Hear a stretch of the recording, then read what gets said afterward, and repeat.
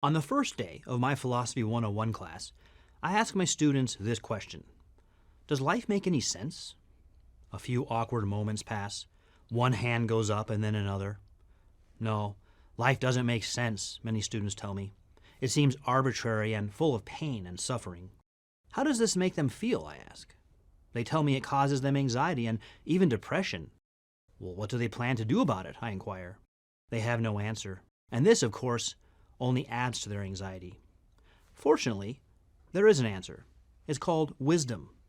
Not exactly a fashionable concept these days, but given how much mental illness is reported on campus, it's primed for a comeback.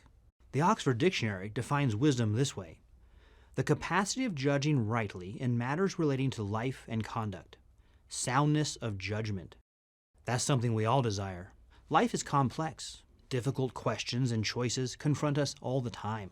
Wisdom helps us to deal with them. By the way, the word philosophy means the love of wisdom. So where should we start on our wisdom journey? How about with the most significant and influential book in human history, one for which there is no close second, the Bible? Not surprisingly, it has a lot of thoughts on the subject. Proverbs 9:10 takes us right to the heart of the matter. The fear of God, the proverb tells us, is the beginning of wisdom. Whoa, that's a bold statement. Let's unpack it and see what we find. Fear is universal. Everyone fears something. Indiana Jones fears snakes. Ron Weasley fears spiders. Most people fear public speaking.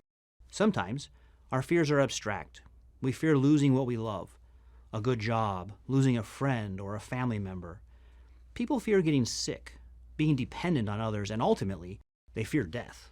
But if wisdom is your concern, and the Bible thinks it should be, then fear of God is fear number one. Why? First, to fear God is a recognition that you are not God. Life suddenly has order. A clear hierarchy is established. God, then man, then animals. If you take God out of the equation and place ourselves at the top of the pyramid, then we make the rules. We only answer to ourselves. The whole notion of an objective standard of right and wrong goes out the proverbial window. Morality becomes a matter of opinion. Since human beings can rationalize any behavior to suit their purposes, the result is moral confusion, even chaos.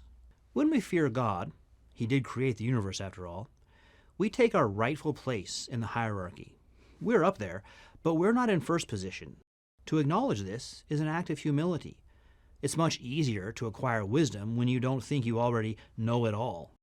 As it says in another verse in Proverbs, "Do not be wise in your own eyes. Fear the Lord and shun evil." Second, fearing God will very likely make you a better person. There are academic studies to back this up. A 2012 study published by the Public Library of Science found that fear of divine punishment leads to more ethical behavior. Just as most children fear their father, wait till your father comes home, we are to fear God's wrath. Many of the most important commandments in the Bible, like do not put a stumbling block in front of the blind, are immediately followed by the phrase, "You shall fear God. I am the Lord." In other words, if you act in an unethical manner, I, God, will know, and there will be consequences. Fear God, and you're much less likely to do something you shouldn't. By definition, that will help you make smarter decisions. That's some serious wisdom right there. And third, if you fear God, you will fear others less. Doing what is right becomes easier even if the consequences are not to your immediate advantage, because you know you must answer first to God, not people. This will give you courage as well as wisdom. Of course, you might dismiss everything I've just said with one simple objection. You don't believe in God. You're an atheist. So this means nothing to you. You might be surprised to know that the Bible anticipates your objection. The Psalms tell us the fool says in his heart, "There is no God." The Bible knows that many will reject its advice. Of course, it says you're foolish to do so, but you can do it. You have free will, another biblical belief, by the way. The fear of God is the beginning of wisdom. It's not the middle or the end, but you have to start somewhere. And that somewhere, the Bible emphatically states, is accepting the basic structure of the universe and your place in it. If you can't do that, you will be lost. The peace and tranquility that you seek, that we all seek, will elude your grasp. If, however, you're looking to make sense of what appears to you now to be a senseless world, Proverbs 9:10 is well worth contemplating. I'm Owen Anderson, professor of philosophy and religious studies at Arizona State University for PragerU University. Thank you for watching this video. To keep PragerU videos free, please consider making a tax-deductible donation.